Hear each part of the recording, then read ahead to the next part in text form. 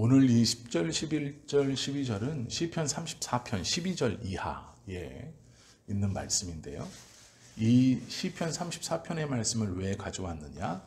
복을 이어가게 하기 위해서 그 복을 받는 사람들 위에 우리가 어제 보았던 마음을 같이 하고 동정하고 형제를 사랑하고 불쌍히 여기고 겸손하며 악을 악으로 욕을 욕으로 갚지 않는 이 마음을 가진 이 복을 받고 이어가는 이 사람들의 실제적인 모습, 이것이 어떤 모습이 드러나야 하는가에 대해서 말씀해 주죠.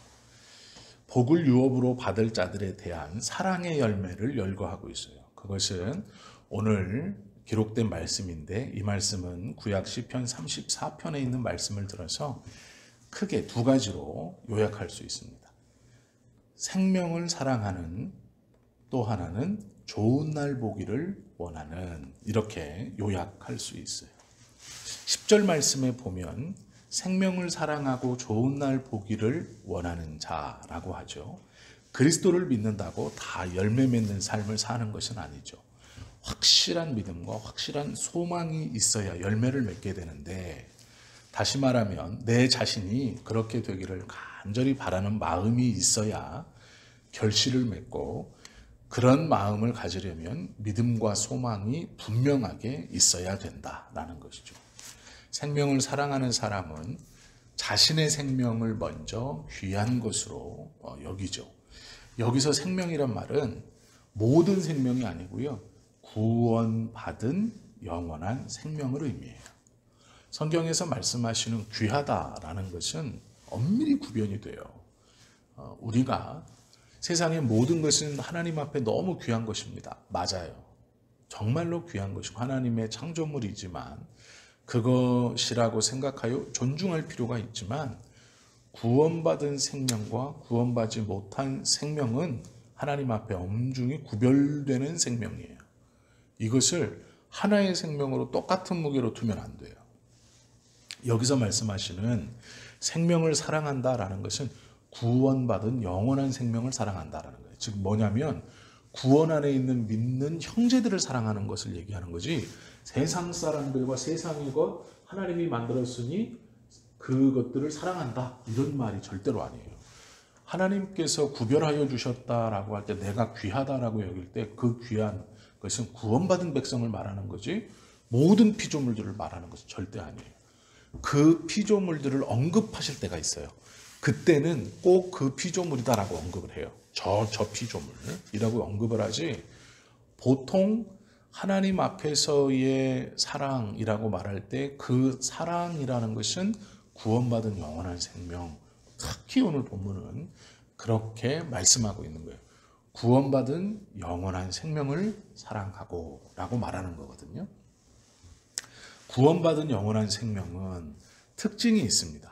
뭐냐면 갈라디아서 6장 8절 말씀처럼 하는 거예요. 자기의 육체를 위하여 심는 자는 육체로부터 썩어질 것을 거두고 성령을 위하여 심는 자는 성령으로부터 영생을 거두리라. 내 육체로 심으면 썩어질 것을 거두고 성령으로 심으면 영생을 거둔다. 이것이 구원받은 영원한 생명을 사랑하는 자가 보여주며 살아가는 삶의 모습이라는 거예요. 육으로 심는 생활을 하지 않고 성령으로 심어 영생을 거두는 생활을 한다라는 것이죠. 이 구원받은 영원한 생명을 사랑한다라는 것은 지금 이 베드로전서를 받고 있는 사람들에게 서로 이 기독교 공동체 안에서 서로가 서로를 사랑해야 하고, 그것이 내 감정이나 내 기분이나의 육으로 심는 생활이 아니라 성령 하나님의 은혜, 위에서 말씀하신 그 5가지의 것으로 심어 영생을 거두는 것. 그 사람, 그리고 이것을 사랑하는 사람, 그리고 또 하나는 좋은 날을 기다리는 것. 여기서 말하는 좋은 날은 어떤 날일까요? 하나님의 나라가 오는 날이에요. 그 나라에 내가 들어가는 날이죠. 그 좋은 날을 기다리는 사람이라고 말씀하는 거예요. 로마서 8장 24절에 보면 우리가 소망으로 구원을 얻었음에 보이는 소망이 아니니 보는 것을 누가 바라리요? 만일 우리가 보지 못하는 것을 바라면 참음으로 기다릴지니라 라고 말씀하고 있어요. 이런 믿음을 가진 사람은 요한복음 14장 1절에서 말씀하신 것처럼 주님의 말씀을 기억하면서 우리를 위하여 주님이 친히 예비하신 그곳에 가는 날을 학수고대하며 내가 다시 와서 너희에게로 영접하여 나 있는 곳에 너희도 있게 하리라 라는 말씀, 이것을 기억하면서 아멘 주 예수여 오시옵소서 라고 하루하루를 살아가는 것이죠. 이 말은 지금 이 베드로 전서의 편지를 받고 있는 이 기독교 교회 공동체의 상황과 구성원들이 어떠한 상태에 있는가를 우리가 알 수 있죠. 이들은 날카로운 신앙 속에서 타협 없는, 양보 없는 신앙을 가지고 있는 거예요. 그런데 그것이 너무 지나쳐서 함께 믿는 자들에게도 전혀 틈을 보이지 않는, 그럴 수밖에 없는 것이 잘못되면 이 신앙의 틈으로 인해 죽을 수도 있거든요. 자기뿐만 아니라 자기네 가족이. 그래서 베드로는 계속해서 이 화합을 강조하는 거예요. 그리고 이런 사람들의 생활은 어떠해야 하는가? 구체적으로 첫째, 혀를 금하여 악한 말을 그치라 이렇게 말해요. 악한 말이라는 것은 모략, 모함, 거짓말, 욕하는 말, 악담하는 말, 저주하는 말 등으로 생명을 사랑하거나 좋은 날 보기를 원하는 사람이라면 이런 말을 삼가해야 된다 이렇게 말하고, 두 번째는요, 그 입술로 괴휼을 말하지 않아야 한다. 괴휼이라는 것은 다른 사람을 함정에 빠뜨리는 말이에요. 사기로 골탕 먹이는 것, 고의로 잘못된 길로 남을 이끄는 것, 이것이 괴휼이에요. 일부러 골탕 먹이는 것, 이런 일을 하면 안 된다. 그리고 악에서 떠나 선을 행하라 이렇게 말하죠. 사람이 악한 곳에 머물러 있으면 악한 사람의 것을 보고 물들어요. 그래서 우리가 실수하면 안 되는 게 뭐냐면, 내가 저 악한 사람을 구원하기 위해 악한 쪽으로 가겠다 이렇게 생각하시면 안 돼요. 그럼 물드는 거예요. 내가 저 악한 사람, 내가 저 세상에 물든 사람, 내가 저 사람을 구원하기 위해 고의적으로 내가 가겠다. 이건 어리석은 사람이에요. 하나님이 보내실 수도 있고 그 악한 것에 대해서 하나님께서 가까이 하게 해주실 때도 있어요. 그러나 내가 무엇을 하기 위해 저 악한 것 저것으로 내가 가서 저걸 변화시키겠다, 그런 생각은 어리석은 생각이에요. 악한 것에서 떠나라고 성경은 말씀하세요. 악은 싸워 이기고 떠나는 것이 좋지 어울려서 이기는 건 이길 수 없어요. 사람은. 성경은 악에서 떠나라, 어두운 일에 참여하지 말라라고 경고하죠. 악인을 인도하려고 악한 무리 속에 들어가는 일은 위험한 일이다라는 거예요. 네 번째, 마지막은 화평을 구하여 또한 화평을 쫓으라. 화평은 용서와 이해, 사랑에서 이루어지는 것이죠. 화평케 하는 자는 복이 있나니 저희가 하나님의 아들이라 일컬음을 받을 것이요 라는 말씀을 우리는 기억하죠. 그리스도인은 어느 곳에 있든지 화평을 심을 수 있는 화평의 사람이 돼야 되죠.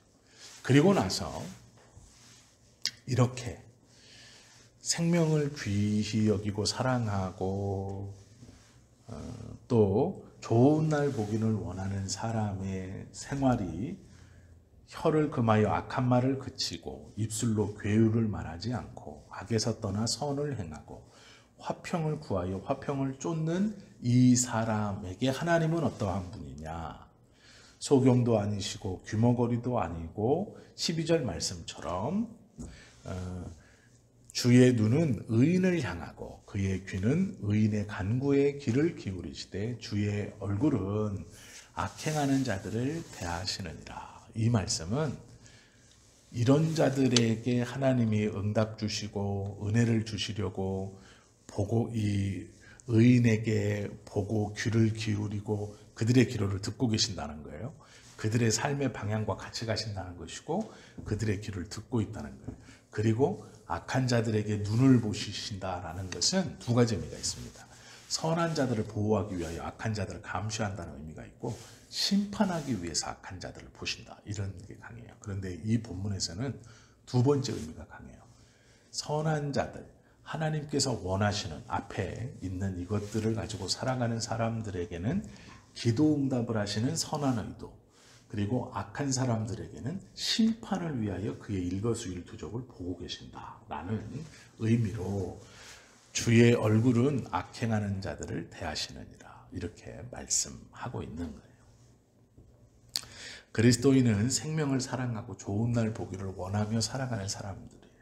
그것을 원할 뿐만 아니라 그 마음으로 성경에서 악한 것에서 떠나고 괴율도 말하지 않고 악한 말도 말하지 않고 화평을 심는 그러한 사람들이 그리스도인의 삶의 모습이다. 이러한 사람들에게는 하나님이 그 귀를 여시고 기도에 응답하신다라는 거예요. 이것이 지금 베드로가 믿음을 통해서 흩어져 있는 디아스포라 기독교인들에게 주시는 말씀이에요. 이렇게 살아야 한다. 우리가 구원을 받은 자로 이러한 마음으로 이러한 행실로 살아야 한다. 이것이 하나님께서 우리에게 기도 응답을 해주시고 은혜를 주시고 복을 주시는 그 믿는 자의 삶이다. 이렇게 권면하고 있죠. 오늘 하루 우리가 살아가면서 오늘도 마찬가지, 우리도 마찬가지로 이러한 삶을 살 수 있는 우리 모두가 되실 수 있기를 예수님의 이름으로 축원합니다. 기도드립니다.